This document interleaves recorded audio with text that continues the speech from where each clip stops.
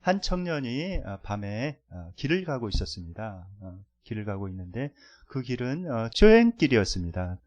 그런데 양쪽 길가에는 낭떠러지가 있는 거예요. 그래서 초행길이고 밤에 잘 보이지 않고 그래서 두려운 마음에 조심스럽게 한 걸음 한 걸음 걸어가고 있었습니다. 발을 헛디디면 죽을 수 있다는 그런 공포감으로 인해서 다리가 후들거리면서 이렇게 걸어가고 있는데 그만 발을 헛디딘 거예요. 그래가지고 절벽으로 이렇게 떨어졌습니다. 절벽으로 떨어지면서 구사일생으로 떨어지면서 나무 뿌리를 딱 잡은 거예요. 그래가지고 이제 살았다 하는 순간 이거 어떻게 하지? 그러면서 손에 점점 힘이 빠지는 것입니다. 그래서 소리를 지르는 거예요. 거기 누구 없어? 나 좀 살려주시오. 사람 살려. 이렇게 소리를 질렀는데 아무 반응도 없는 것입니다. 지나가는 사람이 아무도 없는 거예요. 그래서 이 사람이 두려운 마음에 막 이렇게 붙잡고 떨고 있는데 그만 손에 힘이 빠져가지고 그만 밑으로 추락한 것입니다. 0.1초 죽음의 그런 고통을 생각하면서 추락하고 있는데 그만 떨어져서 보니까 높이가 한 1m 정도밖에 안 되는 낮은 곳이었습니다. 그 사이에 이 사람은 죽음의 공포 가운데 굉장히 떨고 있었던 것이죠. 그런데 그 공포감에 휩싸여 가지고 그 뿌리를 부여잡고 주변을 살펴볼 수 있는 마음의 여유가 없었던 것입니다. 자기가 어느 정도 위치에 있는지 주변에 무엇이 있는지 이렇게 살펴보고 침착하게 이렇게 내려올 수도 있었지만은 그러지 못한 것이죠.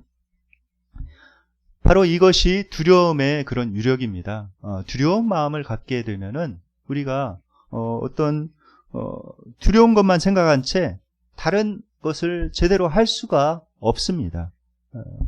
우리가 사람이 살아가면서 여러 가지 두려움에 사로잡힌 경우를 이렇게 보게 됩니다. 그 경우 중에 하나가 바로 고소공포증이죠.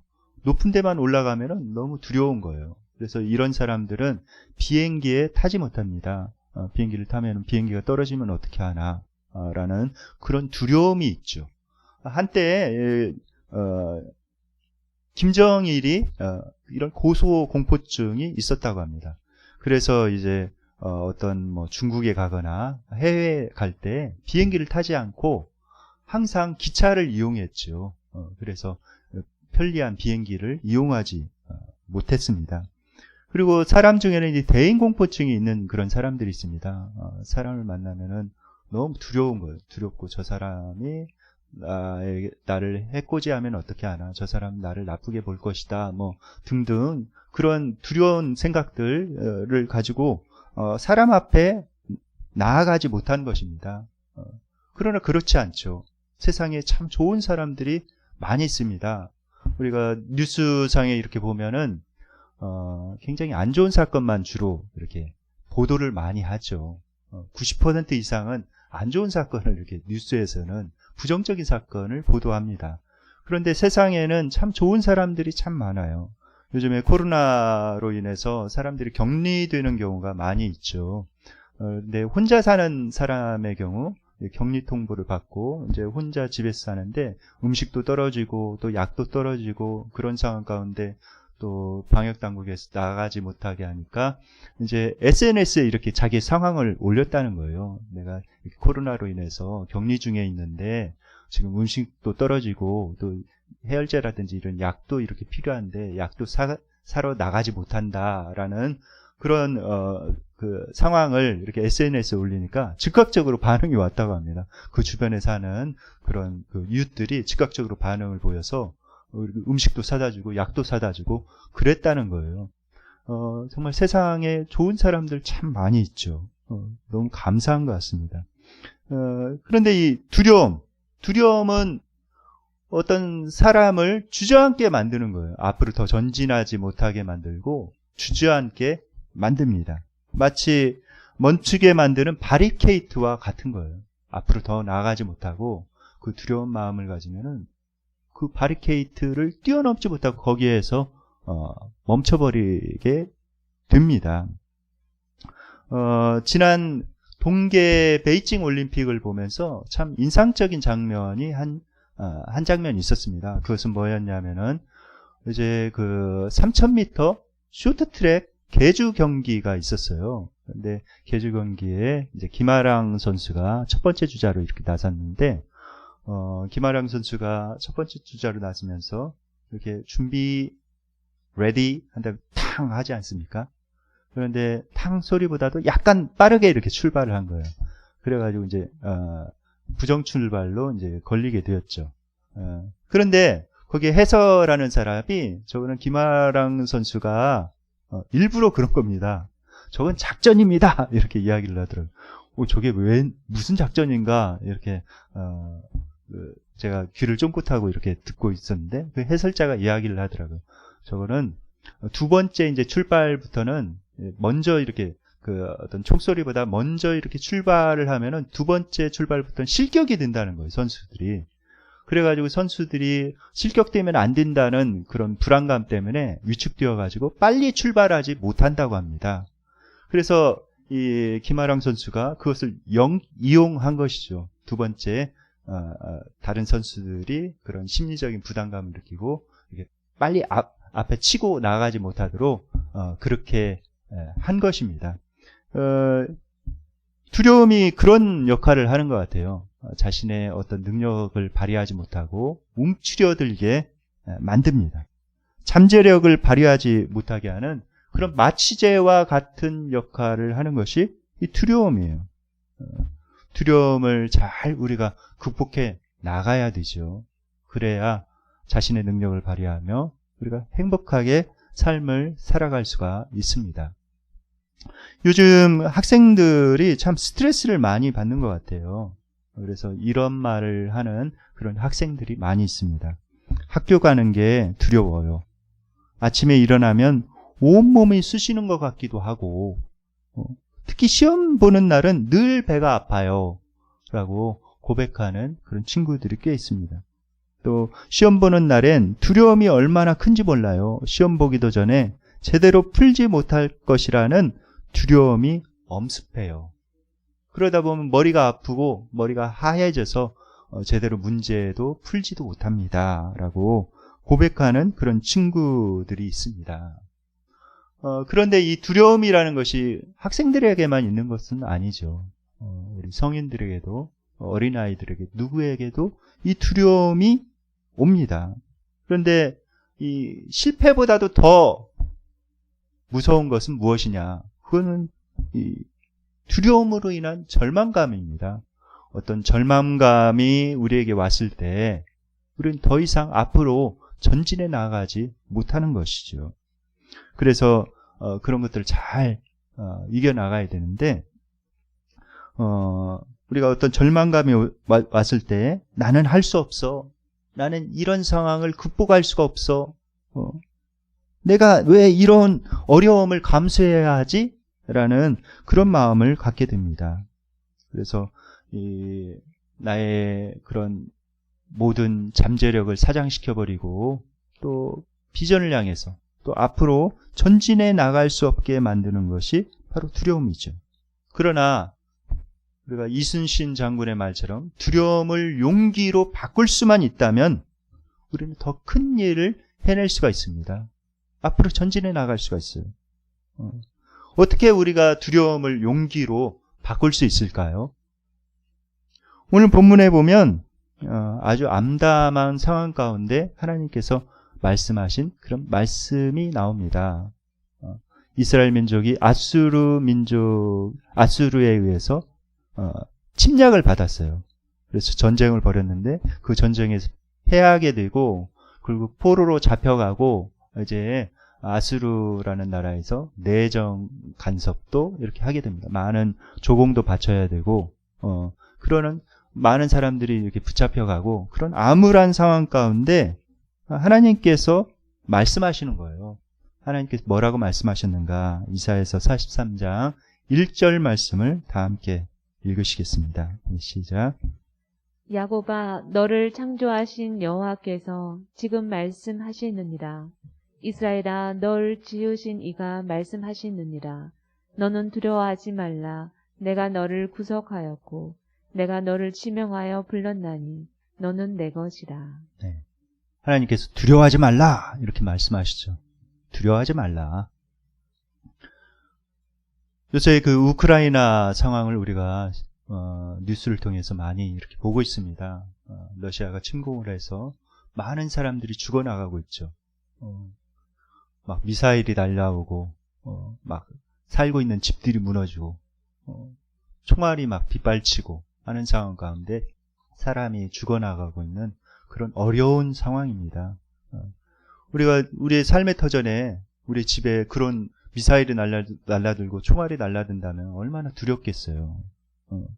지금 이스라엘 상황이 그런 상황인 거예요. 그렇게 어려운 상황인 것입니다. 그리고 현재 우리나라가 코로나로 인해서 굉장히 어려운 그런 상황 가운데 있죠. 지난주에 보니까 하루에 50만 명 이상이 이렇게 확진되는 그런 날도 있었습니다. 이게 대단한 숫자지요. 전 세계의 뭐 4분의 1 하루 코로나 확진자의 4분의 1이 우리나라에서 이렇게 발생했다고 합니다. 전 국민의 약 100분의 1 정도 되죠. 100분의 1이 하루에 발생을 한 거예요. 그런데 전문가들에 의하면은 밝혀지지 않은 그런 확진자까지 이렇게 포함한다면은 하루에 약 100분의 2 정도, 그러니까 2% 정도가 감염된 것이다 라고 전문가들은 이야기를 하고 있습니다.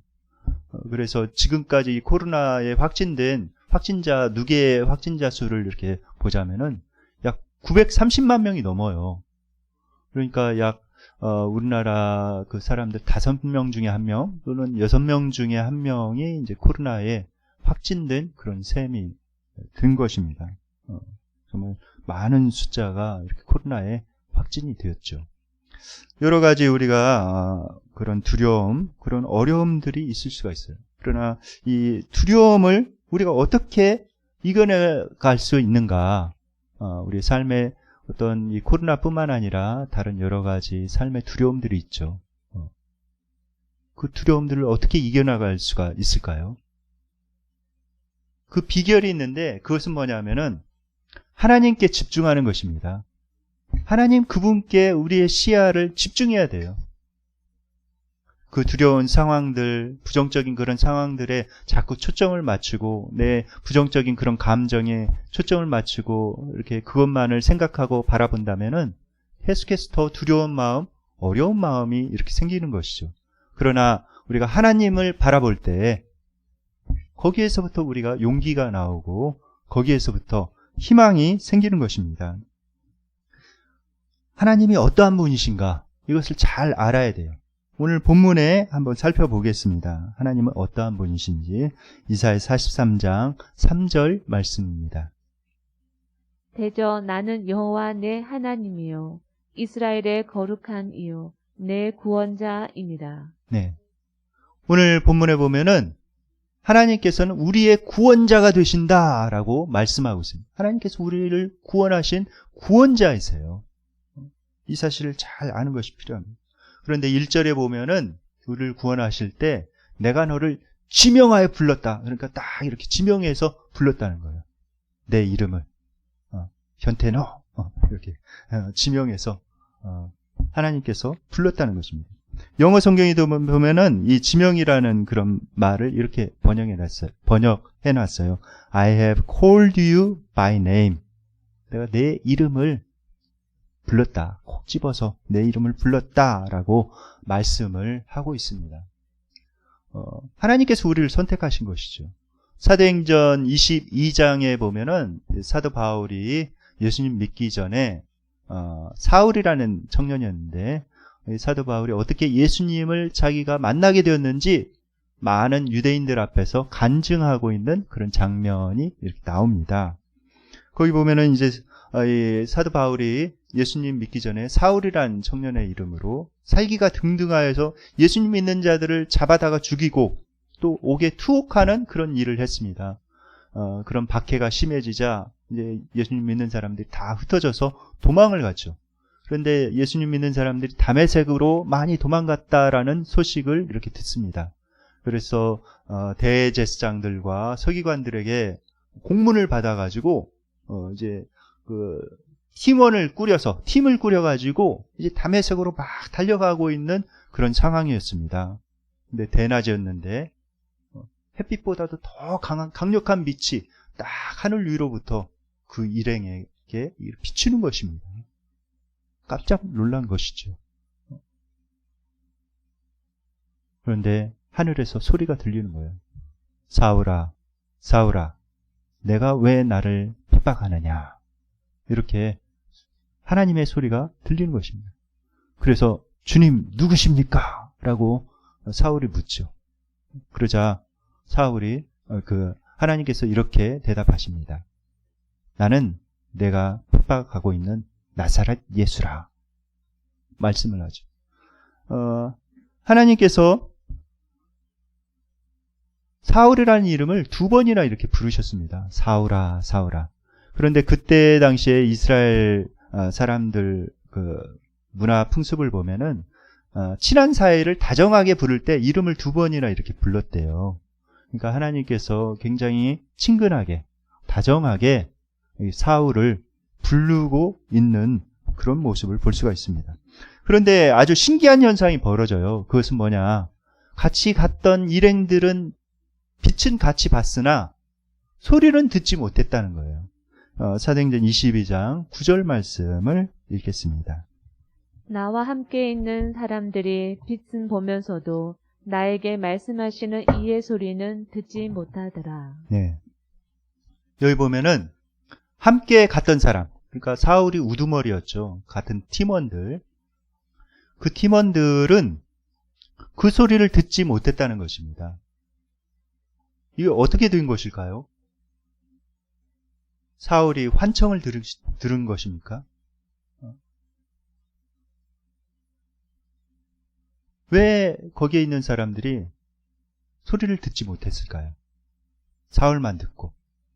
그것은 우리가 한 가지 이렇게 살펴볼 것이 있는데, 여러분들 초지향성 스피커라고 들어보신 적이 있으십니까? 일반 스피커는 어떤 장소에 이렇게 어떤 음을 골고루 이렇게 보내죠. 일반적으로 우리가 그 장소에 모여 있는 사람은 누구나 그 소리를 들을 수가 있습니다. 그런데 초지향성 스피커는 한쪽 방향으로만 딱 보내는 거예요. 그 방향에 있는 사람만 들을 수가 있습니다. 같은 공간에 있을지라도 다른 사람은 못 듣고 그 사람에게만 소리를 보낼 수 있는 것이 바로 초지향성 스피커예요. 그러니까 하나님께서 사울에게 그렇게 말씀하신 것입니다. 다른 사람은 듣지 못하고 사울만 들을 수 있도록 그쪽으로만 소리를 딱 초점을 맞춰서 이렇게 보낸 거예요. 그야말로 사울을 콕 집어서 불러내신 것입니다. 이름을 불러서 그를 구원하신 거예요. 우리가 우리의 힘으로 또 우리가 예수님 믿어서 구원받은 것 같지만은 결코 그렇지 않습니다. 하나님께서 은혜를 베푸셨기 때문에 그래요. 하나님께서 나를 택하시고 나를 만나주시고 내게 은혜 주셔서 복음을 깨닫게 해주시고 하나님을 믿을 수 있는 그런 마음을 주셨기에 내가 예수님 믿게 된 것이죠. 이거 철저하게 하나님의 은혜입니다. 하나님께서 나를 택하시고 부르셨기 때문에 내가 예수님을 믿을 수가 있는 거예요. 그래서 사도 바울은 서신서에서 그런 이야기를 많이 했죠. 우리가 구원받은 것은 하나님의 은혜다. 에베소서 2장 8절 9절 말씀입니다. 다 함께 읽겠습니다. 너희는 그 은혜에 의하여 믿음으로 말미암아 구원을 받았으니 이것은 너희에게서 난 것이 아니요 하나님의 선물이다. 행위에서 난 것이 아니니 이는 누구든지 자랑하지 못하게 함이라. 네. 하나님께서는 우리를 은혜로 택하시고 지명하에 부르시고 구원해 주셨습니다. 이게 얼마나 큰 일입니까? 그리고 하나님께서 택하신 그 선택함에는 후회하심이 없다고 말씀하고 있어요. 결코 하나님께서는 우리를 택하신 것을 후회하지 않으신다. 끝까지 우리를 구원하신다라고 말씀하고 있습니다. 우리가 또 두려워하지 않을 이유는 뭔가? 그것은 하나님께서 우리의 창조자가 되신다는 거예요. 창조하셔서 우리의 원래 주인이시라는 것입니다. 그런데 창조하셨을 뿐만 아니라 하나님께서 우리를 구속하셨다고 말씀하고 있어요. 영어 성경에는 redeemed라는 그런 단어를 쓰고 있는데, 이것은 뭐냐면은 구속했다는 것이 어떤 뭐 감옥에 넣었다는 뜻이 아니라 이거는 무슨 뜻이냐면은 값을 치르고 샀다는 그런 뜻입니다. 값을 치렀다. 모든 죄값을 치러냈다. 그래서 우리를 다시 사셨다는 거예요. 우리가 죄로 인해서 사탄에게 붙들려가지고 지옥으로 갈 수밖에 없는 그런 운명이었지만은 하나님께서는 예수님의 그 생명의 값으로 우리를 다시 사신 거예요. 그래서 우리를 하나님의 소유로 완전히 삼으신 것입니다. 그래서 하나님께서 너는 내 것이라 이렇게 말씀하고 계시죠. 하나님의 것이라면 우리가 안심해도 돼요. 왜냐하면은 여러분 가정에 어떤 귀중품이 있는데 누가 그것을 훔쳐가려고 한다면은 가만히 있으시겠습니까? 결코 그렇지 않죠. 하나님께서 자신의 것을 결코 잃으시지 않습니다. 잃은 양 한 마리를 찾기 위해서 99마리의 양을 놓고 찾으러 가시는 분이 하나님이세요. 자신의 소유를 결코 잃지 않으시는 분이 하나님이세요. 그러니까 우리가 그 하나님을 신뢰하며 또 담대하게 살아가는 것이 필요합니다. 이혁이라는 그런 피아니스트가 있습니다.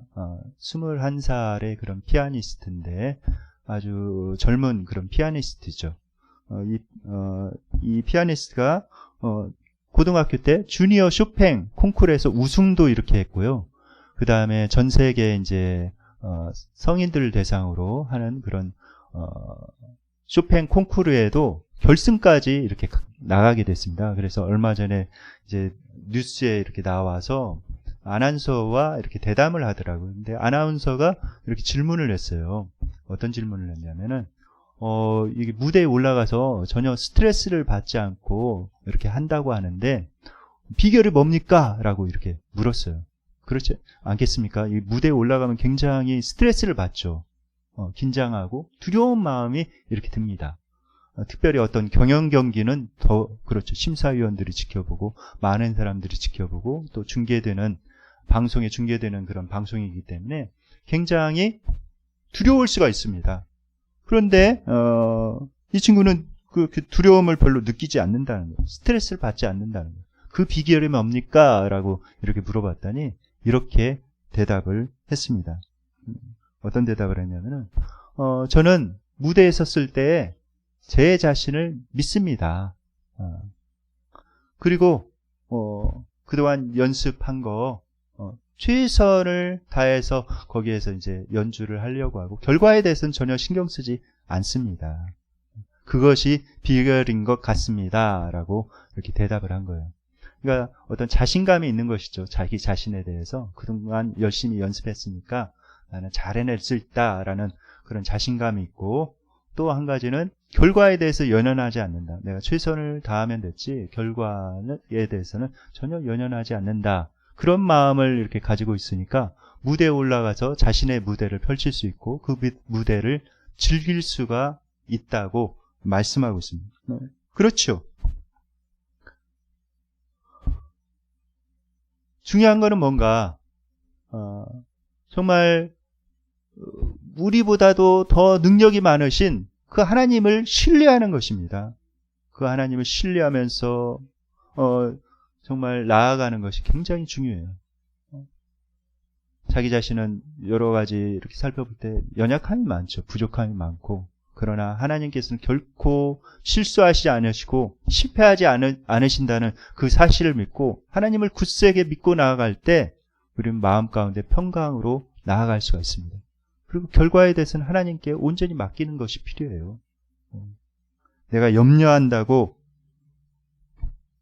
그런 것이 바뀌는 것이 아닙니다. 우리가 염려함으로 우리의 키를 한 자라도 더 크게 할 수 없듯이 염려한다고 되어지는 것은 아무것도 없습니다. 결국 하나님 앞에 온전히 맡기고 살아가는 것이 이렇게 필요한 것이죠.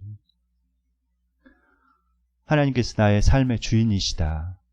또 하나님께서 내 삶을 주관하신다. 그리고 이 땅에 살아가면서 나의 사명이 끝나지 않는 한 결코 나는 죽지 않는다.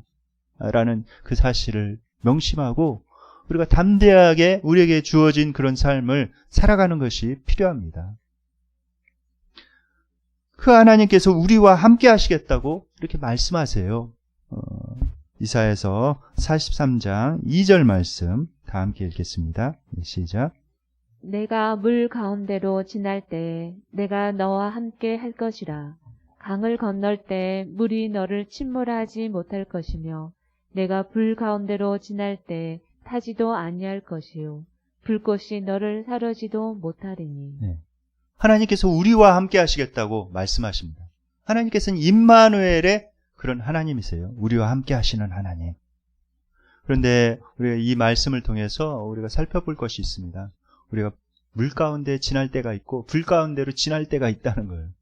그것은 뭐냐면 하나님께서 우리가 예수님 믿는다고 시련을 완전히 제거해 주거나 면제해 주지는 않는다는 그런 말씀입니다. 왜냐하면 그것을 통해서 우리가 더 정결케 되어지고 성장하기 때문에 그래요. 그런데 이 물 가운데 불 가운데로 우리가 지나갈 때에 하나님께서 함께 하시겠다는 거예요. 그리고 넉넉하게 그것을 이기고 승리하며 나아갈 수 있도록 하나님께서 도와주시겠다는 것입니다. 그것을 통해서 하나님을 더 깊이 체험하고 또 결국 승리할 수 있도록 하나님께서 도와주시겠다는 말씀이 바로 이 말씀입니다. 시편 23편에서도 다윗이 이렇게 고백을 했죠. 내가 사망의 음침한 골짜기를 다닐지라도 해를 두려워하지 않을 것은 주께서 주의 지팡이가 나를 안위하심이니이다 라고 고백을 하고 있습니다.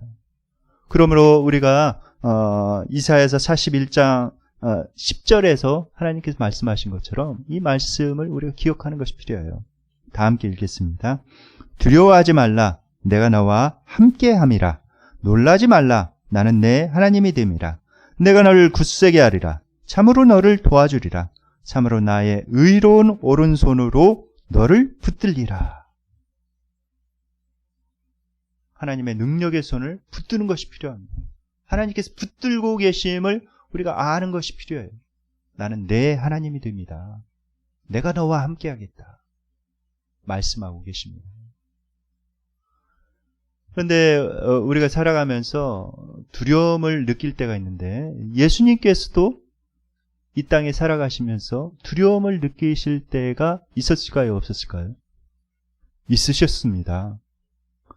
십자가의 죽음을 앞두고 예수님께서 굉장한 그 죽음에 대한 그런 두려움을 느끼셨어요. 그 고통이 엄청난 고통이라는 것을 예수님께서는 아셨기 때문에 그 두려움이 엄습한 거예요. 근데 예수님께서 그 두려움을 어떻게 이겨내셨습니까? 그 두려운 고통에 그런 사건에 예수님께서 초점을 맞추신 것이 아니라 하나님 앞에, 하나님 아버지 앞에 간절히 나가셨습니다. 하나님께 초점을 맞췄어요. 하나님 아버지께. 그래서 간절히 기도하셨죠. 겟세마네 동산에 올라가셔서 땀방울이 핏방울이 되어 떨어질 때까지 정말 간절히 하나님 앞에 기도했습니다. 그리고 기도하고 나서 예수님께서 담대한 마음을 가지셨어요. 그래서 담담하게 그 십자가를 지시고 승리하셨습니다. 그래서 우리를 구원하셨죠. 우리가 그 사실을 잘 알아야 돼요. 예수님 지금 사순절 기간인데 이런 예수님의 모습을 잘 기억하면서 어떤 삶의 두려움, 그런 마음, 또 기도 제목이 있을 때 그 기도 제목을 가지고 하나님 앞에 간절히 나아가서 기도하는 것이 필요합니다. 하나님께서 반드시 그 기도를 응답해 주십니다. 빌립보서 4장 6절 7절에 이렇게 말씀하세요. 아무것도 염려하지 말고 다만 모든 일에 기도와 간구로 너희 구할 것을 감사함으로 하나님께 아뢰라. 그리하면 모든 지각에 뛰어난 하나님의 평강이 그리스도 예수 안에서 너희 마음과 생각을 지키시리라 말씀하십니다. 믿는 사람의 특권이에요. 하나님 앞에 기도할 수 있다는 것. 하나님께서는 기도를 통해서 우리에게 모든 필요한 것들을 채워주십니다. 그게 신앙의 신비예요. 하나님께서 내 기도를 들으신다는 거 얼마나 놀랍습니까? 그것이 하나님의 뜻이고 하나님이 원하시는 것이라면 반드시 그 기도가 이루어집니다. 그러니까 기도하다가 낙심하거나 포기해서는 안 돼요. 그것이 하나님의 뜻이라면. 하나님의 때에 반드시 이루어집니다. 그 당시에는 이 기도가 이루어질까? 언제 이루어질까? 하나님께서는 내 기도를 듣고 계시는 것인가? 라는 그런 생각이 들 수 있지만은 나중에 포기하지 않고 믿음으로 그 기도를 계속해서 해나가다 보면은 어느새 그 기도가 온전히 이루어져 있는 것을 경험할 수가 있어요.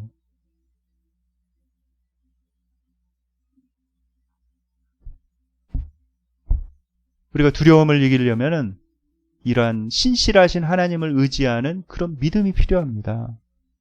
어떤 문제가 올 때 우리가 그것을 정면 돌파해야 돼. 하나님을 의지하고. 어떤 커다란 파도가 올 때 배가 그 파도를 두려워해가지고 도망치려고 할 때는 그 파도가 덮쳐가지고 배가 침몰되죠. 그러나 그 파도를 넘어설 수 있는 것은 뭔가? 그 파도를 맞서서 그 파도를 뛰어넘는 것입니다. 우리가 어떤 인생의 그런 파도가 이렇게 올 때 뒤돌아서려고 하면은 그 인생의 파도가 나를 덮쳐서 나를 거꾸러뜨리죠. 내 옆구리를 쳐서 급소를 쳐가지고 거꾸러뜨립니다. 그러나 하나님을 의지하고 정면으로 그 문제를 돌파해 나갈 때 하나님께서 길을 열어주세요. 홍해를 가르신 그 하나님께서 길을 활짝 열어주십니다. 하나님의 지하운동이라는 책을 쓴 리차드 범브란트 목사님이 계십니다. 이 목사님은 1948년 루마니아가 공산화되었을 때 그때 붙잡혀가지고 무려 감옥 생활을 14년 동안이라 이렇게 하셨죠. 어떤 그런 갖은 고난을 그 감옥 안에서 많이 이렇게 겪으셨습니다. 그런데 이분이 이제 감옥에서 이제 나와서 어떤 그런 심한 그런 고통 가운데서도 그런 시련 가운데서도 어떻게 견뎌낼 수 있었습니까? 라고 이제 사람들이 물어본 거예요. 두렵지 않았습니까? 라고 이 목사님께 물어봤습니다. 그러자 이 목사님이 이렇게 대답했어요. 저는 감옥에 있으면서 성경을 수백 번 읽었습니다. 그곳에서 저희가 소망을 잃지 않고 두려움을 떨쳐낼 수 있었던 것은 제가 성경을 읽으면서 하나님께 초점을 맞췄기 때문에 그렇습니다. 그런데 제가 성경을 읽으면서 발견한 것이 있는데 하나님께서 두려워 말라고 말씀하신 그 말씀이 성경에 366번 나와 있는 것을 발견했습니다. 그것은 하나님께서 매일매일 그 두려워 말라는 그런 말씀을 묵상하라는 그런 말씀으로 느껴졌습니다. 그래서 제가 매일매일 그 두려워 말라는 그 말씀을 365일 기간 동안에 한 구절씩 계속해서 묵상을 했습니다. 그런데 366절이 나와 있는 이유는 이제 4년에 한 번 윤달이 있는데 그때는 366일인데 하나님께서 그것까지 고려해서 366번 두려워하지 말라는 그런 말씀을 주신 것입니다. 그 말씀을 묵상함으로 제가 용기를 얻게 되었고 결국 승리할 수가 있었습니다. 라고 고백을 했습니다. 에브라함 링컨 역시 이런 말씀을 이렇게 했죠. 낙담이 자신을 좀먹지 못하게 하라. 그러면 반드시 성공할 것이다. 라고 말씀했습니다. 어떤 문제보다도 더욱더 큰 것은 낙담하는 거예요. 낙담하면은 앞으로 전진할 수가 없는 거예요. 그러나 그것을 그 낙담이 나를 좀먹지 못하게 하고 앞으로 전진해 나갈 때 우리 결국 승리할 수 있는 것입니다. 거기에서부터 승리할 수가 있고 그 앞으로 뛰어나갈 수가 있는 거예요.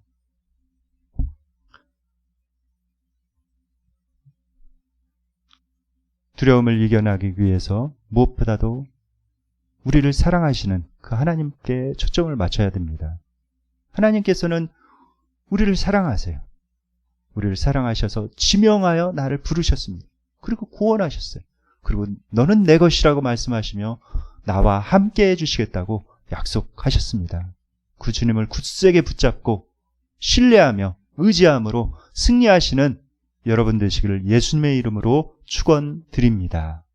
이제 말씀을 묵상하며 기도하는 시간을 갖도록 하겠습니다.